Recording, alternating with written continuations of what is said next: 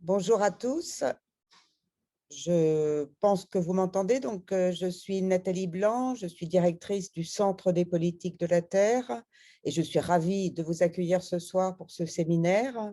Donc, laissez-moi en quelques mots introduire le Centre des politiques de la Terre. C'est une initiative qui est née entre l'Université de Paris, la fusion de Paris Descartes et de Paris Diderot, et Sciences Po. L'objectif du centre est de travailler de manière interdisciplinaire. Comme le disait à l'instant présent Francis Albarède, l'avenir scientifique sera interdisciplinaire ou ne sera pas. Donc, le nôtre sera délibérément interdisciplinaire. Nous travaillons au sein de ce centre aujourd'hui à un papier de positionnement nous permettant de mieux délimiter ce qui nous préoccupe de manière interdisciplinaire, à savoir les politiques de la Terre. Nos deux intervenants ce soir, j'espère, répondront en partie à nos questions regardant ces politiques de la Terre, puisque parlant de continent, on parle de l'invention, d'une certaine manière, des politiques de la Terre, notamment en termes de représentation. Donc, je vais laisser tout de suite la parole à ma collègue Maude Devez, qui va vous présenter les deux intervenants. En ce qui concerne l'organisation de ce séminaire, chacun des intervenants successivement, Francis Albarède et Christian Grattalou, vont intervenir 20 minutes. Vous pouvez bien sûr poser des questions à la fois dans le chat ou peut-être de vive voix. Il faut voir avec la personne qui s'occupe, avec Manon Vaux qui s'occupe de la technique de l'ensemble du séminaire, que je remercie d'ailleurs de faire ce travail. Et puis, nous aurons une discussion d'environ une trentaine de minutes à la fin des deux exposés, de telle façon à s'interroger collectivement sur un certain nombre d'enjeux que soulèvent les représentations des continents, qu'elles soient scientifiques ou géographiques. Maude. Merci Nathalie. Donc on va d'abord laisser la parole à Francis Albarède. Donc Francis qui est un célèbre géochimiste dans le monde des sciences de la Terre, qui a travaillé sur d'abord les questions de compréhension des processus géophysiques avec un travail sur la formation des continents dont il va peut-être nous parler aujourd'hui, mais aussi sur les processus liés à la Terre interne, et qui s'est progressivement, et ce sont ces mots, égaré vers d'autres objets, travaillant d'abord sur les océans et puis de plus en plus sur des objets que l'on peut dire hybrides, comme par exemple l'application des méthodes de géochimie isotopique à la compréhension de processus en médecine, biologie, et plus récemment dans le cadre d'une IRC sur l'origine de l'argent. Donc peut-être il aura l'occasion de nous dire un mot ou deux, car ça m'a beaucoup intriguée. Voici pour Francis. Je propose de présenter Christian Grattalou lorsqu'il prendra la parole tout à l'heure, et de laisser pour l'instant la parole à Francis.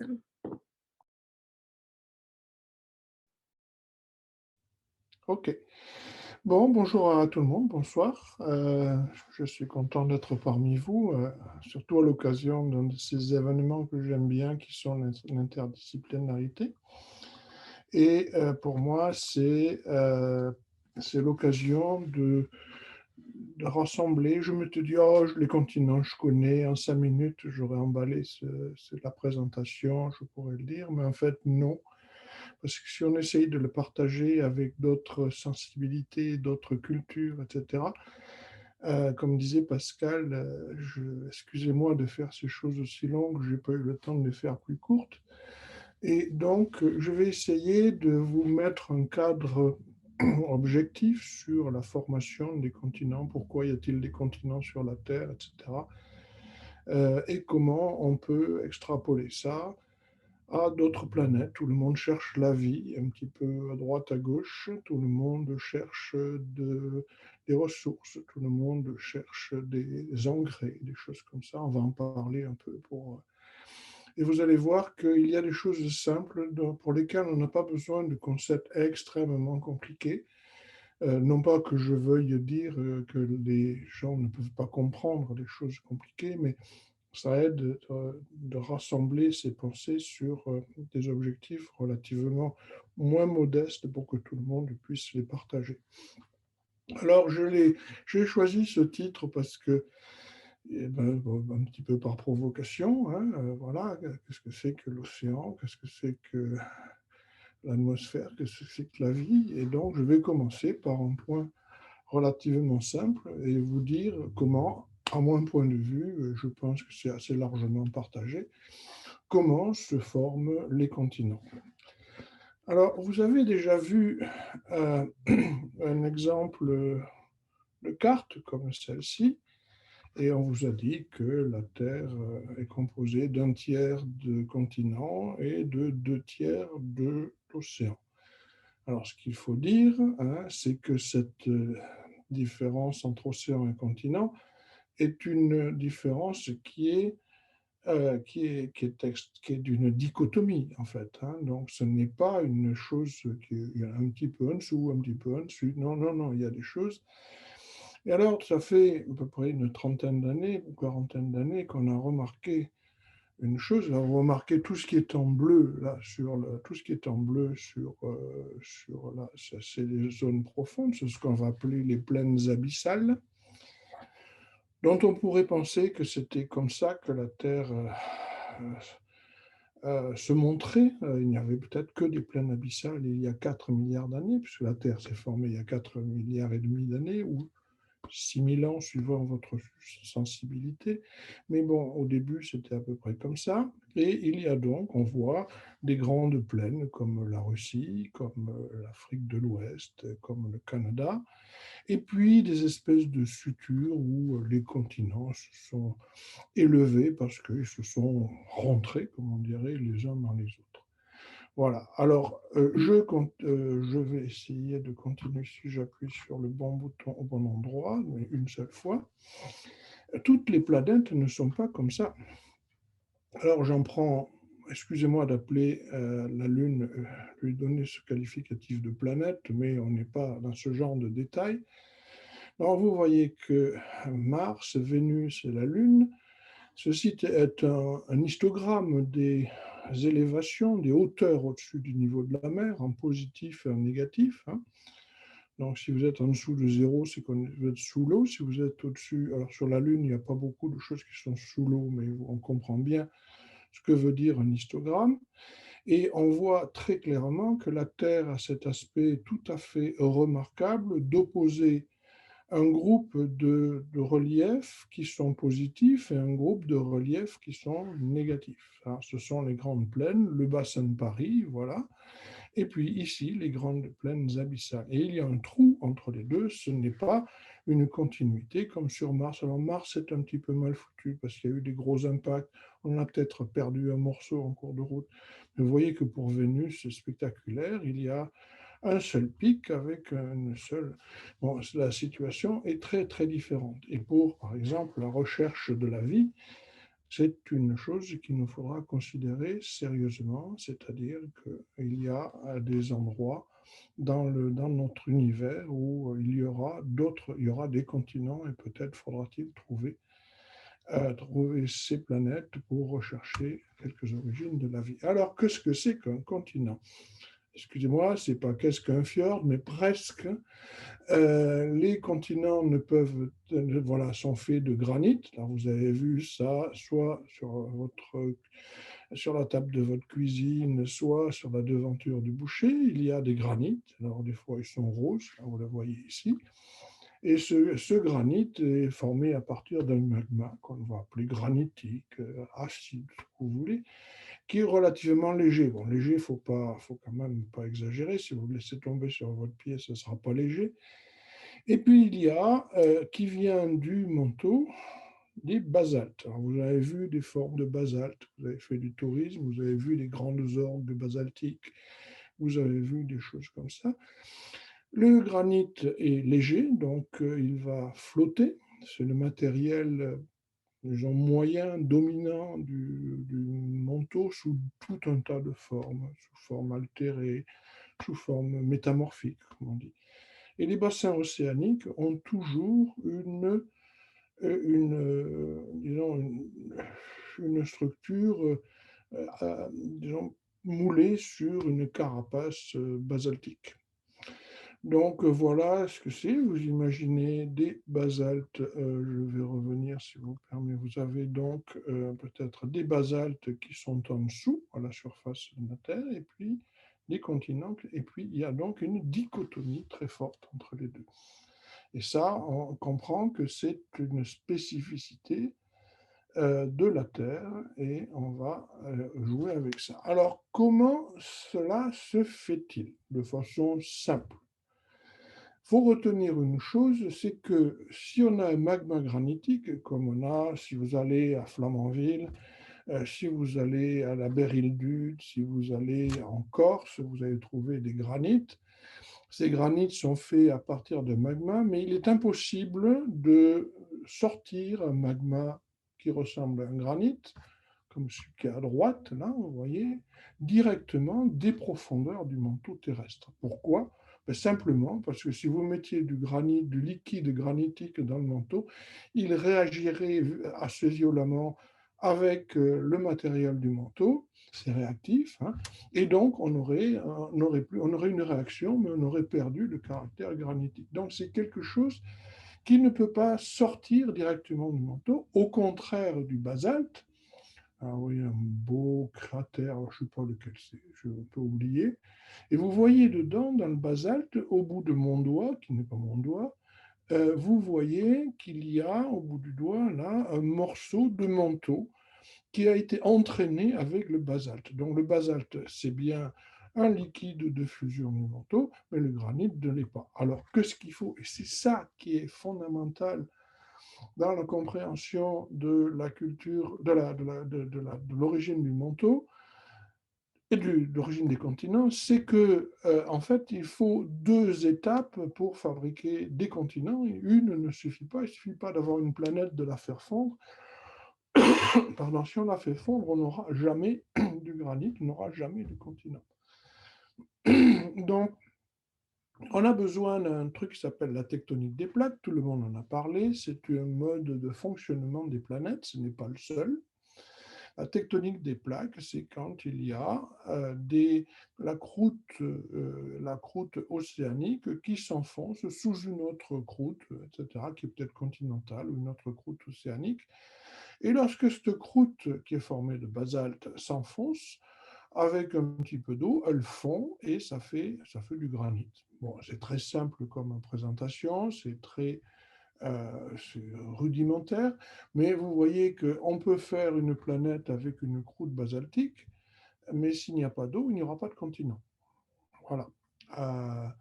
Donc là, on a des continents. C'est un processus à deux étapes qui nous permet de faire, et on va essayer de comprendre pourquoi rapidement. Alors, est-ce que ça peut être ce qui se passe sous nos yeux en continu? Est-ce que ça peut être la tectonique des plaques avec des plaques qui s'enfoncent, etc., etc.? Probablement pas, parce que quand on regarde l'âge des continents, on mesure avec des techniques à nous qui sont un petit peu compliquées, qui n'ont pas d'intérêt particulier pour la présentation de ce soir. Mais la croissance des continents s'est faite par crise et non pas de façon continue. Alors que la subduction, il y a eu des moments où il y en a eu un peu plus, des moments où il y en a eu un peu moins. La subduction de nos plaques, c'est la façon qu'a trouvé la Terre d'évacuer son énergie, sa chaleur interne, et c'est assez continu. Alors qu'on voit que les continents se font, alors vous avez ici 2 milliards 600 000, 2 milliards 500 000, 1600, 1850, etc. Ce sont des crises, la Terre a des hoquets et entre, elle ne fabrique pas de continents, mais elle en fabrique des quantités importantes à certains âges. Donc comment peut-on l'imaginer? Ce n'est pas la tectonique des plaques, mais c'est quelque chose qui y ressemble. On va parler des points chauds, qui sont ces volcans formés, j'emploie le terme de volcan pour simplifier, formés à partir de masses de magma qui viennent de la profondeur de la Terre, et alors les exemples, Hawaï, bien sûr, Hawaï, La Réunion, si on est un peu plus franchouillard, mais ça marche aussi, c'est pareil. Et on a un point chaud qui arrive, qui fabrique des volcans. Alors, il y en a eu un il y a 130 ou 140 millions d'années au large de la Nouvelle-Guinée qui s'est formé. Puis là, quand il entre en collision avec la Nouvelle-Guinée, ben, il va probablement faire une nouvelle croûte continentale et on sera reparti pour un tour. Donc, en gros, ce qu'il faut retenir de ça, c'est que le continent se forme dans des épisodes discontinus euh, grâce à des processus qui sont relativement rares dans le temps, les éruptions de ces grands plateaux océaniques ou de ces systèmes volcaniques. Et donc, c'est un processus en 2 temps qui va nous permettre de fabriquer des granites. Voilà. Alors, une chose, on va passer à quelque chose qui va vous intéresser peut-être plus si vous n'êtes pas géologue bon teint. Et on va essayer de voir comment les continents contrôlent la chimie de l'océan et de l'atmosphère. Et éventuellement, comment ce contrôle a permis l'émergence d'une vie qui est relativement stable. Donc, une diapo qui a eu un grand succès il y a à peu près 25 ans, c'est la représentation de la productivité organique de l'océan. Alors, plus c'est rouge et plus il y a de la matière organique qui se crée. Et vous voyez très bien que la matière organique se développe essentiellement au voisinage des continents. Il y a donc une relation étroite entre l'existence de continents émergés et l'énergie de la vie. Pourquoi? Parce que les rivières nous apportent des matières nutritives qui sont produites par l'érosion des continents, ou parce que la configuration, c'est le cas du Maroc et du Sénégal ici, la configuration fait qu'il y a des eaux profondes qui remontent, mais il y a une association très très nette entre l'existence du continent et le fonctionnement de la vie. Alors, est-ce que ça a toujours été le cas? On a un petit problème. S'il y a un élément, un engrais, si j'ose dire, dont on ne peut absolument pas se passer et qui risque de faire dans les quelques dizaines d'années qui viennent une crise, la crise du phosphate, et si on ne meurt pas sous le CO2, on mourra de la disponibilité des engrais phosphatés que nous mangeons. Même quand on mange une salade, on vole du phosphate au sol. Et ce phosphate, en général, quand vous mangez une salade, vous mangez du phosphate du Maroc. Ce n'est pas la peine de vous poser de questions. Donc, il n'y a pas de source de phosphore dans l'océan, tout vient des continents. Et le phosphore des sédiments mesure la surface des continents émergés. Ce qui veut dire qu'il y a à peu près 3 milliards d'années, la surface émergée n'était que 7% au lieu de 30% de la surface de la Terre. Donc ça faisait, il y a un certain nombre de milliards d'années, il n'y avait pas beaucoup de continents, donc pas beaucoup de phosphate qui allaient à la mer, et donc pas beaucoup de vie, et ça c'est une chose. Alors dans l'histoire, ça s'est traduit comment? La formation des continents, leur émersion vers 2,5 milliards d'années, la grande oxygénation de l'atmosphère, tout a changé dans la chimie de l'océan et de l'atmosphère qui va vous permettre de comprendre les choses qu'il y avait aujourd'hui. Donc vous avez, ça c'est l'océan, ça c'est le continent qui est inondé, il n'y arrive pas à la surface de la Terre, donc il n'y a pas de rivière. C'est assez simple à comprendre qu'il n'y a pas de rivière là. Donc, on n'a pas de phosphate, on n'a pas de carbonate, on n'a pas de choses comme ça. Par contre, on a le fer, le soufre et l'acidité, les ions H+, le pH, etc., l'acidité, qui viennent de l'interaction entre le manteau et l'eau de mer.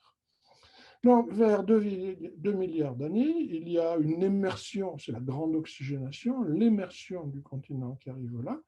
Et donc, on va pouvoir commencer à on va envoyer du CO2 de l'atmosphère sur les continents, ça va faire des carbonates, et on va pouvoir avoir aussi des phosphates.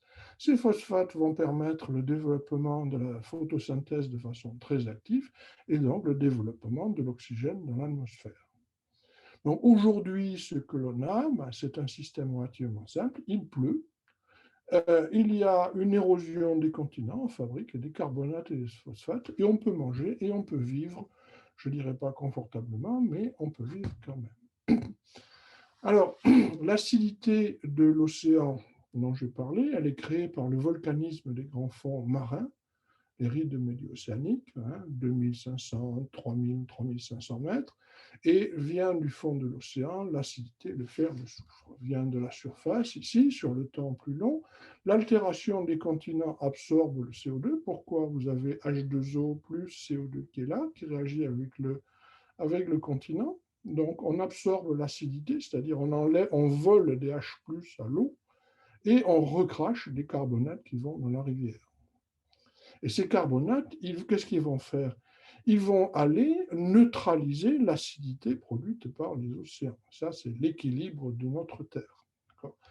Donc, vous voyez de l'eau, du CO2 dans l'atmosphère, on absorbe de l'acidité, et puis on a des carbonates qui sont formés. Alors, le cimetière des carbonates, vous le voyez, vous le connaissez, vous passez votre été dessus, vous mettez votre serviette sur les carbonates, ça fabrique des calcaires. Voilà, c'est le produit final du système des carbonates créé par les continents.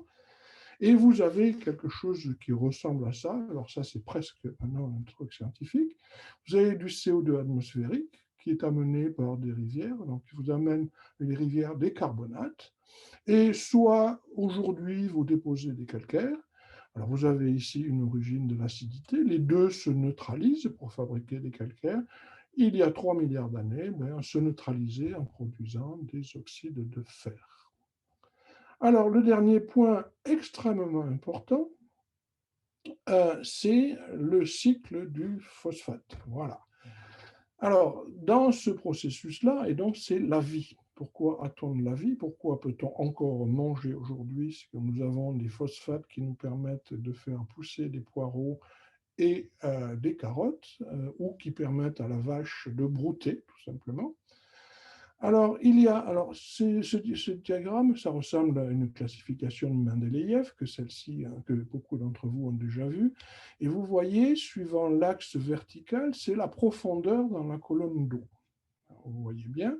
Alors, j'ai agrandi pour le carbone, l'azote, le phosphore et le silicium. Et on voit très bien dans cette colonne d'eau qu'il y a une perte d'azote, une perte de phosphore. Alors l'azote, c'est le nitrate ici.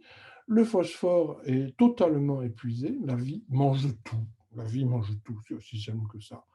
Le silicium qui est là. Et donc, on voit ce comportement de ce qu'on veut appeler des nutriments, voilà, dans lequel la vie qui se crée, le premier diagramme avec la répartition de la productivité, il est là. Vous voyez que ici, la vie consomme tout ce qu'il y a en surface de l'océan et de proche en proche se propage sur les petits poissons. Toute la chaîne trophique se fait là. Mais encore une fois, on ne peut pas imaginer une vie, on ne peut pas imaginer une chaîne trophique sans qu'il y ait quelque part des continents qui vont amener à la mer des phosphates et permettre à tout le monde de manger. Les phosphates et les nitrates, c'est pareil, enfin c'est pareil, non, c'est pas le même. Mais les nitrates, c'est relativement facile à faire. Il nous faut de l'azote, ça on a tout ce qu'il faut en rayon dans l'atmosphère. On a de l'oxygène pour oxyder l'azote, ça va faire des nitrates. Et on voit bien la relation entre le nitrate et le phosphate.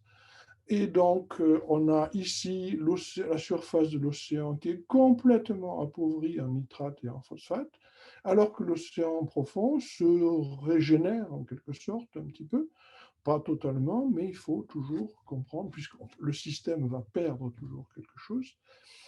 On va avoir un océan profond qui sera un peu plus riche, mais pas suffisant pour qu'on puisse à terme, s'il n'y avait pas de rivière, même l'océan profond perdrait ses nitrates. C'est la question qu'on peut se poser pour les planètes océans et des choses comme ça.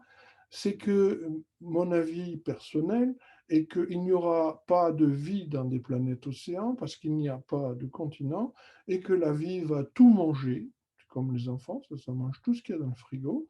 La vie va manger tout ce qu'il y a comme phosphate, et même si ça prend 10 millions d'années ou 50 millions d'années, il n'y aura plus de vie à la surface de la Terre. Donc il faut qu'il y ait un cycle dans lequel l'océan et le continent se parlent et qu'il y ait cet apport de phosphate qui est totalement dépendant des continents. Voilà, je pense que j'ai à peu près couvert le sujet. Je ne sais pas si j'ai couvert mon temps, mais j'ai essayé de, sans insulter l'intelligence de quiconque, j'ai essayé de vous dire quelles étaient disons, les raisons pour lesquelles les continents sont la signature de la vie, la signature et donc l'existence, bien sûr, de l'eau, etc., etc. Voilà, je vous remercie de votre attention et puis je répondrai aux questions si vous en avez. Voilà. Merci beaucoup. Est-ce qu'il y a des questions? Prenez la parole directement, hein, n'hésitez pas à allumer la caméra, le micro si vous avez des questions. Oui, moi j'en ai une, si c'est possible. Ah, Jérôme. Bonsoir Francis, merci, c'était bel exposé. Bon, finalement, tu as quand même un petit peu éludé la question qui est quand même intéressante. Quand on regarde l'histoire de la Terre, l'apparition des continents et l'apparition de la vie, il y a de fortes analogies quand même. Absolument, oui. Voilà, qu'est-ce que tu peux nous dire là-dessus? Je pense que s'il y avait une forme de vie qui pouvait prospérer sans continent, la vie mangerait tout et s'éteindrait d'elle-même, tout simplement. Voilà. Parce que ça c'est un point que je connais très bien, il n'y a pas de source de phosphate au fond de l'océan et personne ne peut vivre sans phosphate. Le phosphate, il apparaît où? Il apparaît alors dans la monnaie énergétique de la vie, qui est l'ATP, ADP, adénosine triphosphate. C'est notre stockage d'énergie à l'intérieur du corps. Alors, je vais dire, il y a les eaux, mais bon, les bactéries vivent très bien sans eau. Et puis, tout ce qui est pompe à protons, pompe à sodium, à potassium, etc., marche avec des phosphates. Donc, on ne peut pas imaginer, il y a eu une plaisanterie avec l'arsenic. Là, je connais la brave dame qui a laissé passer le papier d'un Science sur la vie à base d'arsenic. Ça a été la franche rigolade. Mais il est impossible d'imaginer une vie sans phosphate. Et aujourd'hui, bon, voilà, l'apparition de la vie est liée à la disponibilité des sulfates du continent. La disparition de la vie, peut-être qu'on peut imaginer que ce sera lié au CO2, mais comme par exemple le Maroc contient à peu près 85% des réserves de phosphate du monde, et que nous, si on ne nous livre plus de phosphate en France, on meurt en quelques dizaines d'années. Bon, ça, ce qui est bon, c'est pas une bonne chose. Merci de cet optimisme. Voilà. Une autre question? Sinon, moi, j'en aurais une. Est-ce qu'il y a d'autres éléments d'autres éléments qui peuvent être identifiés comme étant justement des éléments critiques pour l'évolution de la vie, ou est-ce que essentiellement l'attention doit se concentrer sur le phosphate?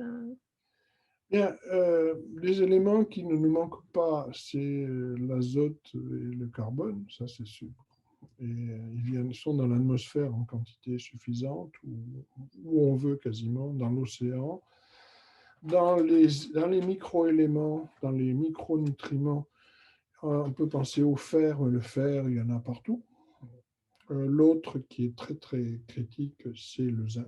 Encore une fois, la vie mange tout ce qu'il y a, et on voit que dans l'eau de surface, il n'y a plus de zinc. Voilà, c'est aussi simple.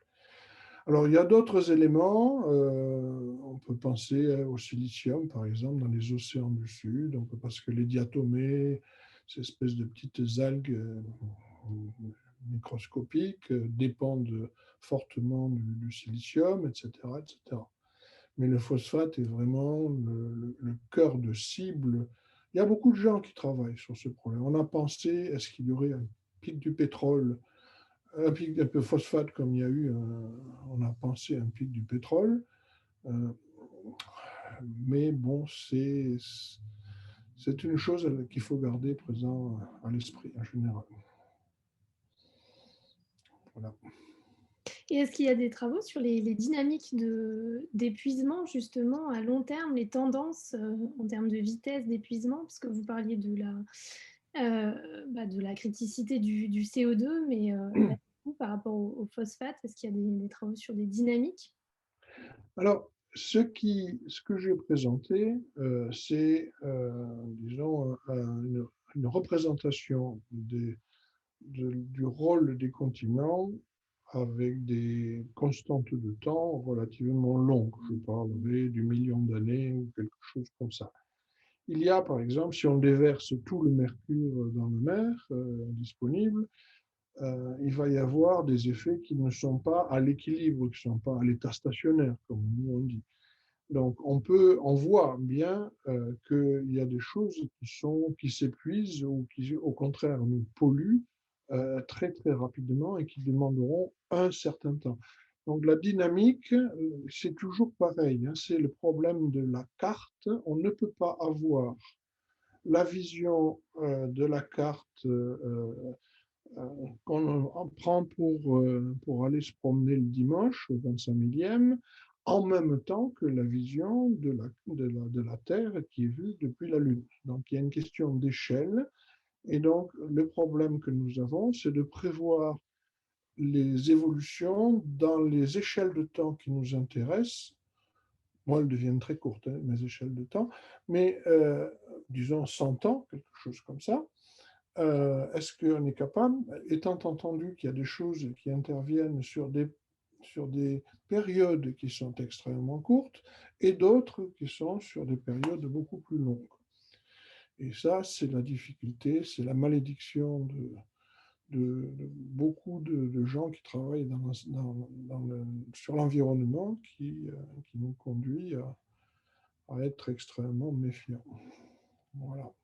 On touche du doigt les difficultés de l'interdisciplinarité également ici. Oui. Stéphane Porder a une question?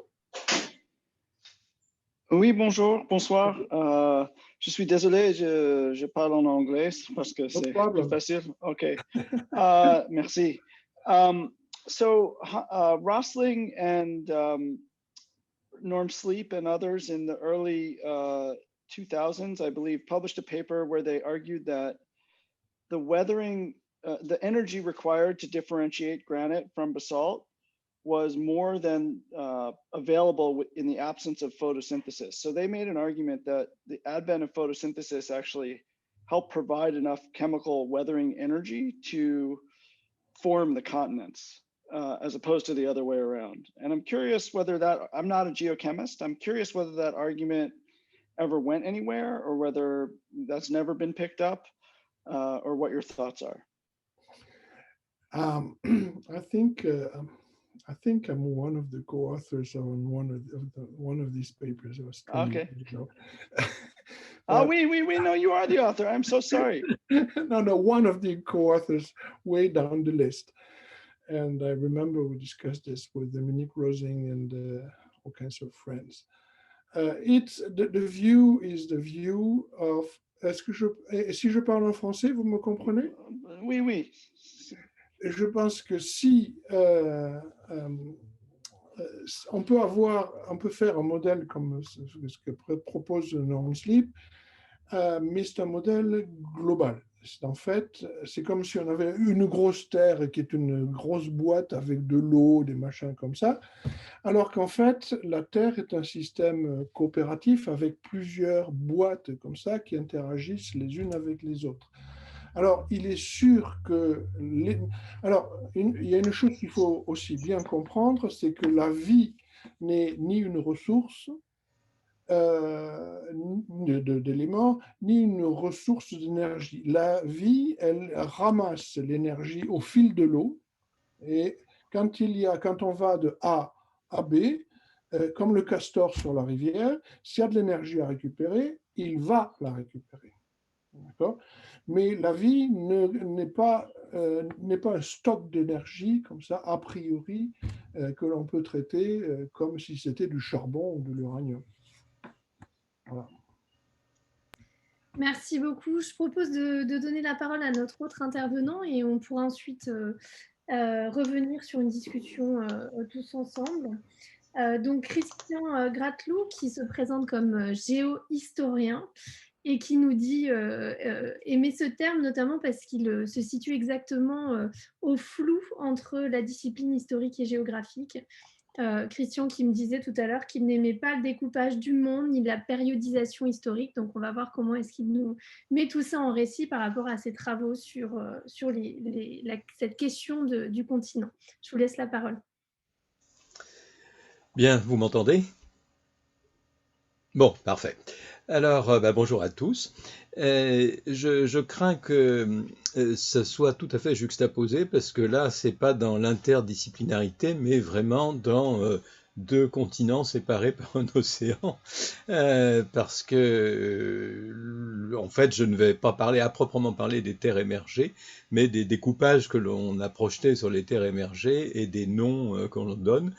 Ça correspond un peu aux questions qu'on se pose quand on est gamin à l'école élémentaire, où on va demander combien y a-t-il de continents, ou bien quelle est la différence entre un petit continent et une grande île, par exemple, et ce genre de questions qui peuvent paraître tout à fait formelles, mais qui correspondent effectivement à ces éléments. En fait, ce dont je vais parler, j'arrive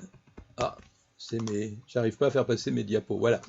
Donc, je vais plutôt me situer sur ce terrain-là. J'ai mis exprès le diapo olympique, qui correspond bien à des parties du monde, à des fractions de l'humanité en fonction des terres émergées qu'elles représentent, qui sont des parties du monde. Je vais revenir sur cette expression.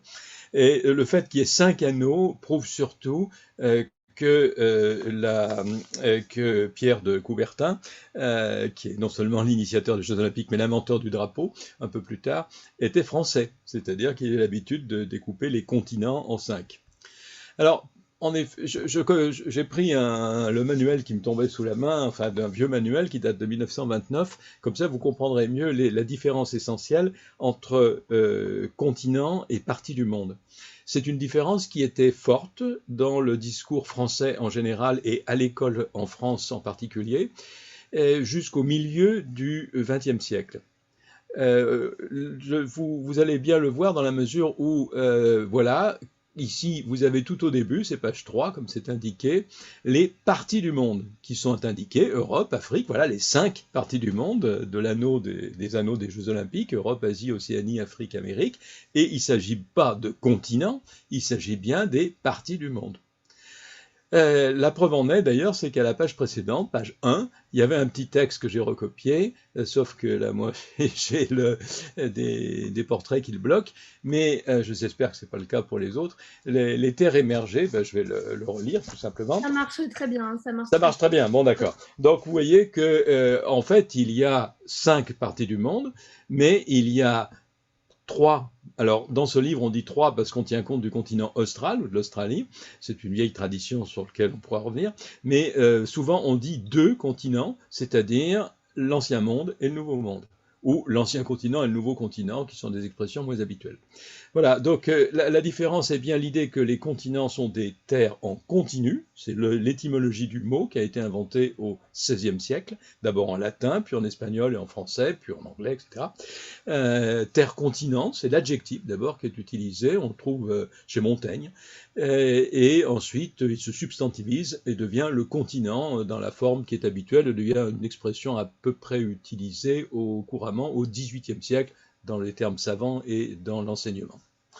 Voilà, donc la présentation très traditionnelle de ce qu'on appelait une map monde, en termes cartographiques, c'est-à-dire donc en 2 parties, représentant ancien et nouveau monde, ou ancien et nouveau continent, si vous préférez.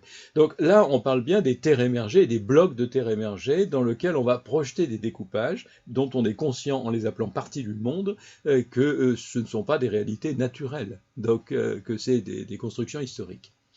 Alors, ces constructions historiques, elles ont une histoire, qui est non pas de 5, mais de 3 au départ, hein, et qui correspondent à la mapponde médiévale. Alors il y a des racines antiques, sur lesquelles je vais revenir dans un instant, mais nous avons un découpage en 3 parties, Asie, Europe, Afrique, donc vous allez voir pourquoi cette base 3 dans un instant. C'est la vision du monde entourée du rond bleu, qui est l'océan, qui a des racines extrêmement anciennes, puisqu'on a des tablettes babyloniennes qui elles-mêmes reprennent des récits sumériens, qui correspondent tout à fait à cette vision du monde antique qui découpe le monde à partir de la terre émergée occupée par les hommes, ce que les Grecs appelleront l'écoumène, entourée d'océans. L'origine des termes les plus anciens, les 2 mots les plus anciens, c'est Europe et Asie, qui sont des mots grecs, eux. Dans le monde de la Grèce traditionnelle, la Grèce archaïque, hein, plus précisément, c'est pas la pointe des Balkans, comme on le pense aujourd'hui, qui serait donc la Grèce continentale, mais c'est le monde de la mer Égée, la Thalassa, hein, qui unit les Grecs et qui divise essentiellement en 2 ensembles, une partie levantine à l'est, qui est Asié en grec, et c'est déjà des féminins, et qui seront ensuite latinisés en Asia et Europé en Europa. Et encore des féminins.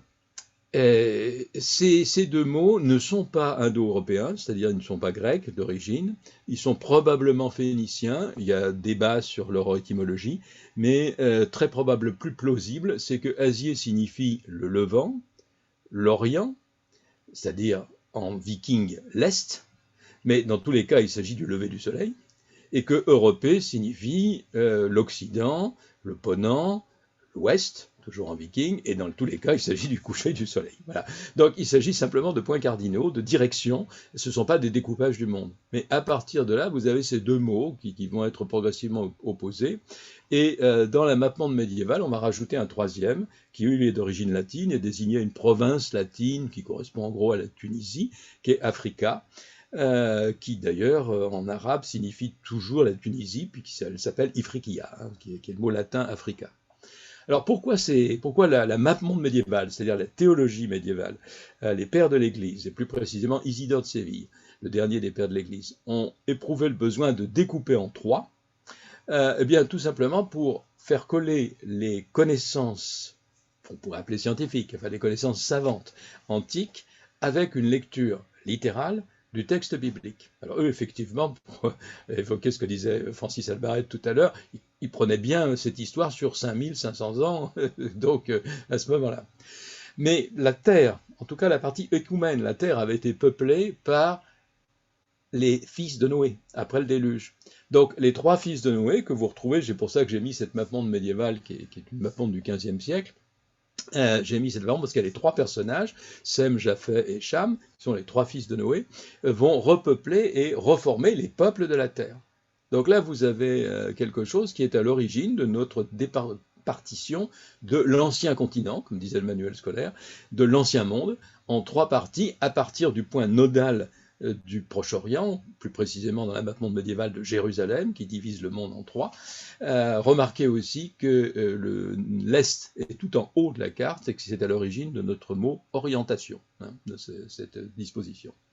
Voilà, alors j'ai mis le texte de la Genèse, mais enfin, peu importe. Alors, à partir de là, il y a tout un tas de déclinaisons, et voilà, je vous présente des continents.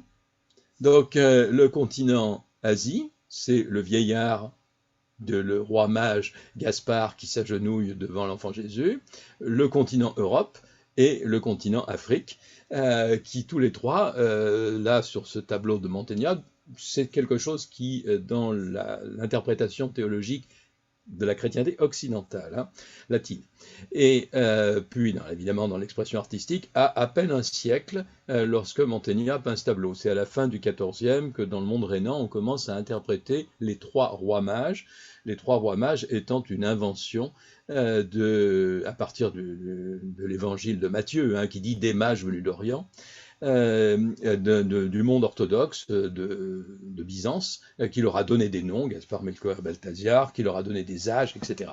Donc, qui les a fait rois également. Aujourd'hui, c'est toujours repris par le catéchisme catholique, puisque ça représente tous les peuples de la terre, donc tous les descendants de Noé, ou plus exactement des 3 fils de Noé, qui viennent rendre hommage au Fils de Dieu. Voilà, c'est l'interprétation que l'on fait de ces mages, mais pour cela, il fallait effectivement les transformer, et c'est comme ça que le 3e roi mage est devenu noir tardivement, puisque c'est au XVe siècle qu'il devient noir. Avant, ils sont toujours une représentation de 3 mages noirs. Bon, c'est une variante des continents qui est un peu loin de notre propos de tout à l'heure, donc je passe. Le point important, c'est ce qui se passe à la fin du Moyen-Âge et au XVIe siècle. C'est d'abord, à ce moment-là, bien sûr, on va y revenir, que les continents deviennent 4, mais surtout, c'est le moment où on invente le mot, mais c'est surtout là où on va utiliser la notion et le mot de ce qui est le continent fondateur, c'est-à-dire l'Europe, la notion d'Europe.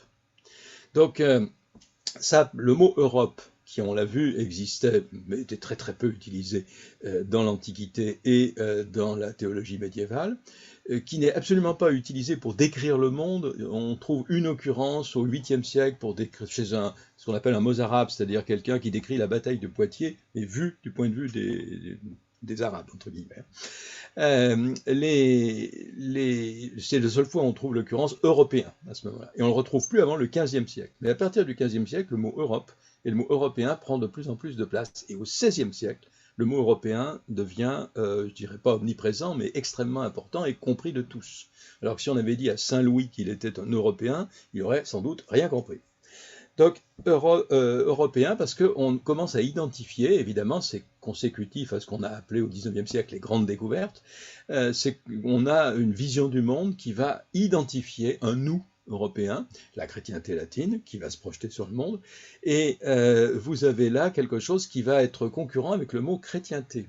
Par exemple, Charles Quint n'aimait pas qu'on écrive Europe et européen, il barrait sur les lettres de ses secrétaires et mettait chrétienté et chrétien à la place.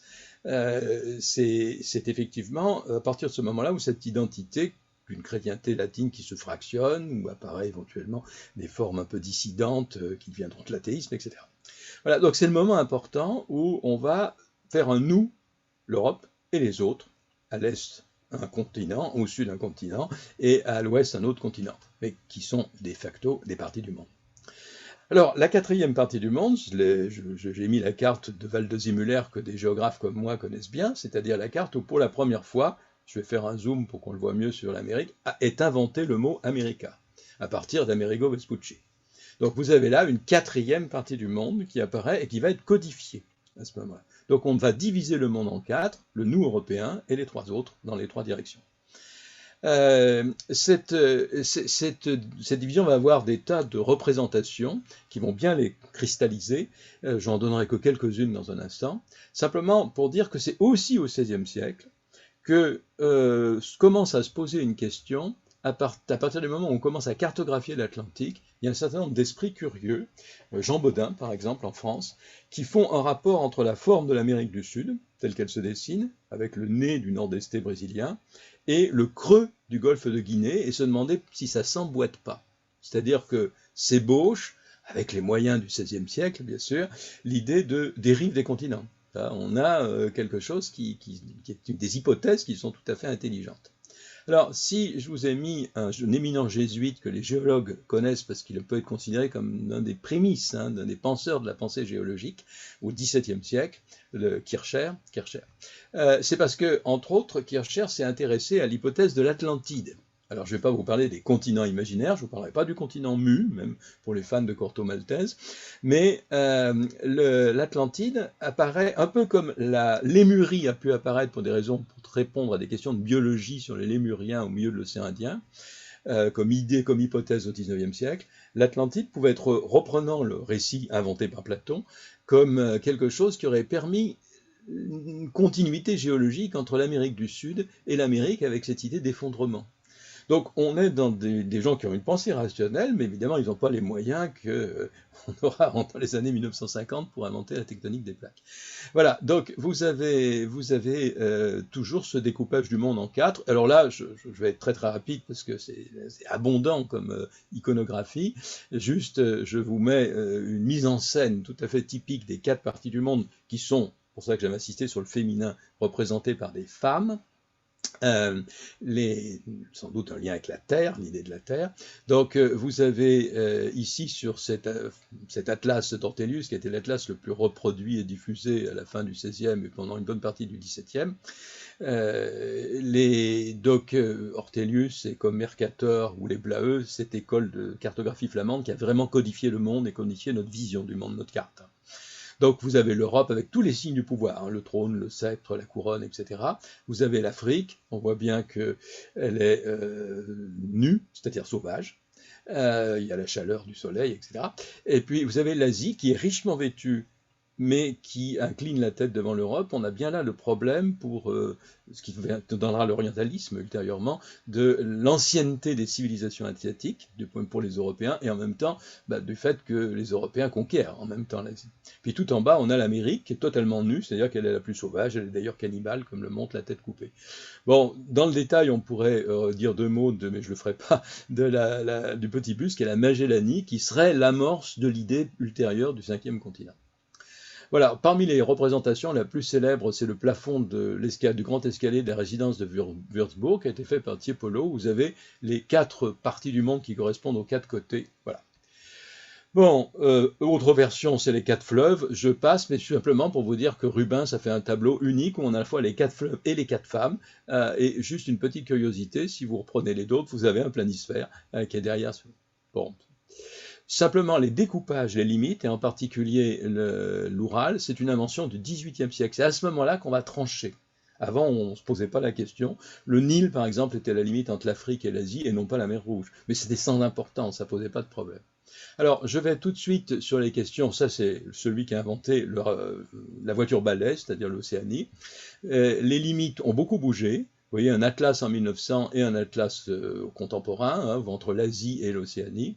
Mais simplement pour vous dire que ça a des conséquences géopolitiques énormes. N'oublions pas que seule l'Europe est définie positivement, c'est la civilisation européenne pour être très brutale, mais l'Asie, c'est à un moment, on se sent plus en Europe et on dit c'est l'Asie. Et puis à un moment, on décide qu'on n'est plus en Europe et on dit c'est l'Afrique. Voilà, mais ensuite, ça ne veut pas dire qu'un Libanais, spontanément on pense à un Libanais comme un Asiatique et qu'un Maghrébin se considère forcément comme un Africain, ça c'est autre chose. Voilà. Juste un exemple, c'est le mot Asie est aujourd'hui un mot qui dérive extrêmement profondément. Vous voyez par exemple une publicité je cartographie ce qu'on voit à gauche, c'est-à-dire une publicité de Singapore Airlines qui est au centre naturel, j'espère que Francis Albarel apprécie l'adjectif naturel, de l'Asie. Donc voilà, je vous situe Singapour. Et si vous regardez le nom des aéroports, vous avez toute l'Australie, vous avez le Japon bien sûr, mais on s'arrête à Lahore et Karachi, c'est-à-dire que tout notre Moyen-Orient n'est pas en Asie, de même que l'Asie centrale ou la Sibérie ne sont pas en Asie. Voilà, l'Asie, mais l'Australie y est. C'est-à-dire qu'aujourd'hui, quand on parle de la région Asie, eh bien c'est ça. C'est pas du tout le découpage continental que l'on peut avoir. Parmi le seul cas que je connaisse de géopolitique qui utilise la tectonique des plaques, c'est l'Union africaine qui en 2004 a fait un texte fondateur où il réclame la décolonisation de tous les territoires qui sont sur la plaque asiatique. Ça veut dire qu'il revendique les Açores, les Canaries, Madère, la Réunion d'ailleurs également, comme africaines et qui doivent donc être décolonisées. Évidemment, c'est à la limite de plaque. Bon, ça c'était en Islande. L'Islande est-elle en Europe? Bah oui, parce qu'elle a été candidate à l'Union européenne et elle est incontestablement la partie du monde Europe. Cela dit, c'est aussi de l'Amérique au point de vue terme de plaque. Si un jour la Géorgie ou l'Arménie sont candidats à l'Union européenne, ce qui est virtuellement possible, ça revendiquait le problème de la limite de l'Europe, et je m'étais mis à faire la tectonique des plaques sur l'Europe, et l'Islande est dans nos billets de banque, notre carte de l'Europe. C'est un peu compliqué en Méditerranée pour savoir, et je vous signale que pourtant, si on s'est beaucoup battu pour savoir si la Turquie était en Europe, on ne s'est pas beaucoup posé de questions en 2003, quand Chypre et Malte ont intégré l'Union européenne, alors que Chypre a longtemps été dans les atlas en Asie. Voilà, je n'ai pas le temps de commenter ce temps, simplement je termine sur Picasso. Quand il a voulu représenter l'ensemble du monde, il a fait 4 parties de couleurs tout à fait sans ambiguïté. Voilà. Merci beaucoup. Merci beaucoup pour cette... Vas-y Nathalie. Oui, je voulais tout d'abord vous remercier pour ces deux exposés et rebondir sur ce que vient de dire Christian en ouverture de son propre exposé, en disant, en fait, d'interdisciplinarité, il n'y a pas. Et c'est vrai qu'en vous écoutant tous les deux et successivement, on a l'impression que la dynamique d'invention des continents, qu'elle soit le fait des géologues ou qu'elle soit le fait des civilisations, n'a rien à voir d'une certaine manière, n'a tellement rien à voir que même aujourd'hui, elle ne se recoupe pas. Dès lors, j'ai envie de vous demander de manière un peu provocante si nous voulions faire de l'interdisciplinarité sur cette question des continents et de l'invention des continents, quelles seraient les questions que vous vous poseriez? J'ai envie de retourner d'une certaine manière entre l'invention des continents par des civilisations qui se revendiquent originelles, supérieures ou tout ce qu'on veut, ou une invention des continents qui est finalement le résultat du basalte, du granit et des phosphores ou des phosphates. Comment aborder cette question de l'interdisciplinarité sur ces questions-là? Je ne sais pas à qui. L'un de vous deux, Francis, disait tout à l'heure, j'adore l'interdisciplinarité et il faut que ça soit le futur de la science. Alors, je vais lui lancer de manière un peu provocante cette question. Vous voyez, par exemple, comment, en tant que géohistorien, Christian Grattalou pose le problème. En tant que géographe, aujourd'hui, on pourrait poser le problème aussi à partir des dynamiques géopolitiques de représentation de ces continents. On serait toujours très loin de la manière dont, en tant que géochimiste, vous abordez cette question. Dès lors, quelle est la manière, quelle pourrait être la manière de poser cette question d'une interdisciplinarité?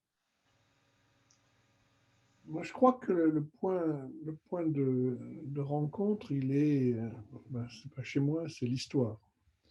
Voilà, moi j'ai été frappé de voir qu'au cours des âges, la limite entre l'Asie et l'Europe, c'était plutôt l'Indus que ce n'était la mer Égée. Voilà, dans l'esprit des Perses, dans l'esprit des Grecs, il y avait une telle interpénétration entre le monde perse et le monde grec que c'est difficile d'imaginer que ces gens se considèrent sur un continent différent. Alors au nord, j'allais dire, de l'Himalaya, c'est un peu plus complet, plus compliqué, et je dirais que là, il faut faire plus de la biologie que de l'histoire.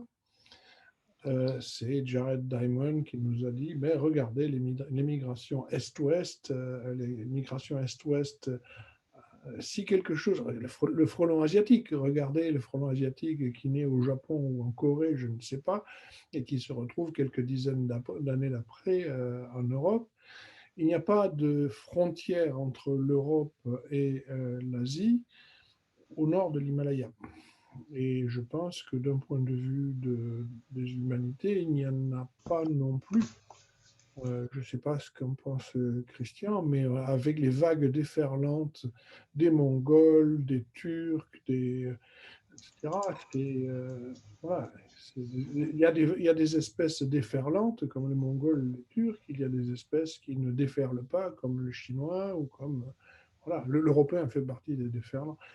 Donc, c'est très difficile d'avoir quelque chose qui repose sur le concept de continent en lui-même. Je pense qu'il faut y intégrer l'histoire, il faut y intégrer la biologie, la sociologie, etc. Bien, pour ma part, je peux répondre en 2 points. La première, ça serait d'enclencher directement sur ce que vient de dire Francis. C'est effectivement que les coupures géopolitiques ou de société que l'on fait peuvent passer par les mers, et ça nous semble aujourd'hui évident qu'on coupe aux mers, et même à la limite au milieu de l'océan, je dirais presque, mais qu'en fait, c'est pas historiquement général. Pensez juste à une chose que tous connaissent, même si vous n'êtes pas forcément très historien, c'est l'Empire romain. Ce qui fait l'unité d'une structure géopolitique et sociétale qui a duré quand même 8 siècles, c'est le fait de pouvoir circuler avec un cœur de connexion central qui est une mer. Et c'est quelque chose qui historiquement se retrouve dans bien des cas où des sociétés ont été des face-à-face de littoraux. C'était le cas dans la longue histoire de la Manche, jusque pratiquement à la Normandie viking, mais bien avant. Ça a été le cas en Indonésie, c'est le cas aussi d'ailleurs dans une toute autre forme sur les empires coloniaux, où vous avez des sociétés qui sont de rivage à rivage. Et il est beaucoup plus difficile de communiquer, de se circuler par l'intérieur des terres, sauf quand il y a des déserts ou des steppes, donc au cœur de l'ancien monde, que de circuler sur des mers à condition qu'elles ne soient pas trop distantes. Et encore, la diffusion des Polynésiens montre que ça peut être tout à fait possible d'avoir des constructions géopolitiques de grande taille ou civilisationnelles de grande taille, car ils connaissaient très bien d'île en île à des milliers de kilomètres. Donc aujourd'hui, on a une forte tendance à penser que nos découpages sont des découpages entre des blocs de terre qui forment des ensembles unitaires et des mers qui sont des discontinuités. C'est pas historiquement vrai, et ça correspond d'ailleurs pas non plus à notre mondialisation contemporaine. Donc ça demande à plus de fluidité entre quand les liens sont plutôt terrestres, type route de la soie, ou les liens sont plutôt maritimes. Et aujourd'hui d'ailleurs, dans les diffusions préhistoriques, on ne cesse de revaloriser les diffusions maritimes, au moins par cabotage. Mais n'oubliez pas qu'il y a 100 000 ans, on a déposé des galets travaillés, des outils en Crète, et que la Crète n'a jamais été, on n'y a jamais été à pied sec, même au cœur de la glaciation du Würm, il y a 20 000 ans. Hein. Donc on a navigué il y a 100 000 ans en Méditerranée. Voilà. Bon, cela dit, moi j'aurais, pour reprendre la question de Nathalie Blanc, une question sur l'interdisciplinarité qui concerne d'ailleurs moins la géochimie que la tectonique des plaques. C'est le fait que quand Xavier Le Pichon, je pense, doit être un des responsables, dans les années 50, on a nommé les plaques. On leur a donné des noms. Et on a réutilisé un peu les océans, en particulier pour le Pacifique, et beaucoup les continents, les parties du monde plus exactement. Je correspond d'ailleurs que c'est au moment, mais je ne suis pas sûr qu'il y ait un rapport, où l'expression scolaire en France de parties du monde disparaît et qu'aujourd'hui, ce que je n'ai pas évoqué tout à l'heure, le mot continent s'est totalement imposé comme il s'était déjà imposé dans les manuels scolaires allemands ou anglais, où le terme partie du monde n'avait pas cours et on disait continent. Donc vous avez là quelque chose qui fait qu'on a nommé des découpages, on a donné des noms de découpage du monde à des réalités géophysiques, ce qui a passablement contribué à embrouiller un petit peu les choses sur le plan, lui, non pas de la géophysique, mais de la géopolitique, ou comme je l'évoquais très brièvement à propos de l'Union africaine tout à l'heure. Merci. Je peux exprimer quelque chose là au sujet du point d'avant. Je pense qu'il y a un aspect transdisciplinaire que j'aime bien discuter avec mon ami François de Calataille, qui est un facteur de la persistance des différences entre les empires. C'est en fait la disponibilité, à partir d'un certain moment, des métaux précieux. D'abord sous forme pondérale et puis après sous forme de monnaie. L'empire perse n'a duré que ce qu'a duré son trésor. Et le monde romain, si on a épuisé l'argent d'Espagne vers 150, vers 250, il était perdu. Pourquoi? Parce que tout l'argent est parti dans l'océan Indien. Donc, il y a d'autres facteurs sociologiques qui sont importants, qui vont lier les parties du monde entre elles. Et il n'y a pas d'échange d'argent entre le monde romain et la Chine, mais il y a de l'échange d'argent dans tout le monde romain tant qu'il y a de l'argent. À partir du moment où il n'y a plus d'argent, ben les mercenaires germains commencent à regarder de l'autre côté et se dire ah ben, on va faire la fête à Rome au lieu de garder le limès. Donc, voilà. Il y a des aspects, il faut absolument entraîner des gens qui sont dans l'économie, qui sont dans l'histoire, etc., pour lire ce concept de continent et voir comment l'histoire et l'économie ont profité de la géographie, des ressources naturelles, etc., etc. Merci. Il y a peut-être des questions dans le... N'hésitez pas à prendre la parole éventuellement directement et... Il n'y a pas de questions que je vois. Oui, moi, je veux bien poser une question. Jérôme ? C'est une question aux deux, mais j'aimerais avoir les perspectives de chacun. Il y a une discipline qui est très intéressante qui s'appelle le métabolisme territorial, qui est un domaine de la socio-écologie, en fait, qui pourrait vous également vous raccorder. On peut imaginer, d'ailleurs je pense que ça a déjà été fait, de cartographier les flux de phosphore d'un continent à l'autre. On sait que maintenant, il y a des endroits où l'on produit du blé, il y a des endroits où on le consomme, et ce ne sont plus les mêmes, puisque la mondialisation a complètement gommé ce qui était local pendant très longtemps. Voilà, donc il y a peut-être aussi, c'est une question, à la fois à toi, Francis, qui travaille sur la migration des métaux, alors même si le phosphore n'est pas un métaux, que tu as regardé cette affaire, et toi, Christian, sur les échanges économiques de phosphore. À quoi ça ressemble, en gros, les routes du phosphore par rapport au continent actuel? Christian, vous voulez répondre? Non. Alors, je ne sais pas, les routes du phosphore, c'est une carte que j'ai jamais faite, mais c'est assez tentant, effectivement. Simplement, il faudrait tout pouvoir, je pense que ça demandera un beau travail avec Francis, parce qu'il faudrait tout pouvoir transcrire en unités phosphore. Enfin, disons, comme une sorte de monnaie qui serait, au lieu d'être des dollars, ce serait des unités phosphore qui nous permettraient de transcrire les tonnes de blé, les automobiles ou les ordinateurs, les services touristiques, etc. Ce serait tout à fait intéressant et c'est sûr qu'il y aurait des zones excédentaires, productrices et des zones consommatrices. On aurait certainement de jolies surprises et ça soulèverait des vastes problèmes géopolitiques qui permettrait de contester vivement le calcul qui aurait été à la base de cette cartographie. Mais il y a de fortes chances que ça ressemble à l'échange inégal des tiers-mondistes de naguère, hein, je le crains.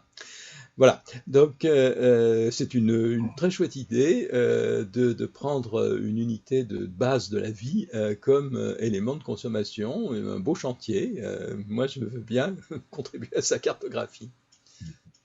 Il y a beaucoup de gens qui ont, enfin beaucoup, il y a pas mal de gens qui ont réfléchi à ce problème. Il y a un point source qui est le Maroc, avec l'ancien Maroc occidental, l'ancien Ifni, l'ancien, voilà, qui vous expliquera beaucoup de la politique de la région. Donc le Maroc a une très grande partie des réserves et ne s'en sert pas. La Chine a pas mal de réserves de phosphate, mais elle en consomme tellement, un peu comme les États-Unis, qu'ils sont dans un déficit absolument énorme. Donc on a une situation extrêmement polarisée sur le phosphate. Et comme personne n'aime laisser sa production alimentaire à la discrétion de l'ennemi, voilà, les instabilités actuelles nous mettent en danger d'avoir des points de rupture à ce niveau-là. C'est un peu comme du temps où tout le monde dépendait de l'huile ou du gaz, etc. Là, bon, ce qui se passe avec la Russie et le gaz est assez inquiétant, quoi. Si demain, je ne peux plus me faire chauffer mon café le matin, c'est dramatique. Je vais prendre des armes. Donc voilà, il y a ces situations qui sont très difficiles. Il faut avoir des alternatives. Je pense qu'il y a des gens qui réfléchissent. Donc les routes, effectivement, sont des routes à sens unique, mais qui se terminent finalement toutes dans l'océan, quoi. Voilà, c'est la grosse différence entre le phosphate et l'eau, par exemple, c'est que le phosphate est perdu très rapidement, et puis ça induit des changements.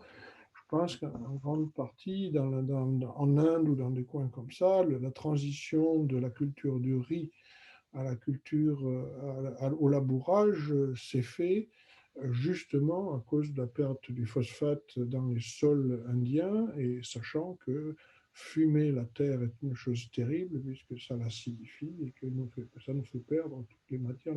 Donc il faut vraiment, dans ces problèmes-là, ces problèmes culturels, il faut mettre, c'est un géologue qui vous le dit, hein, il faut mettre des gens de SHS, il faut mettre des gens qui connaissent l'histoire, des gens qui sont ouverts, etc.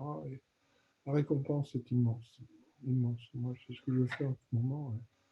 Et justement, j'ai une dernière question auquel vous pourrez répondre puisqu'on est censé arrêter dans quelques minutes, mais de quelle manière finalement la problématique environnementale, entendue comme un ensemble de problèmes relevant de politiques qui nous mettent, enfin la crise écologique actuelle, joue-t-elle sur la question de la cartographie des continents ou joue-t-elle sur la question de l'invention des continents telle que vous la dessinez? C'est-à-dire qu'on a l'impression que les continents, d'une certaine manière, eh bien, ils continuent de s'inventer ou de se produire, et de même la cartographie des continents, en quoi a-t-elle été modifiée par le surgissement de l'Anthropocène ou de la crise écologique actuelle?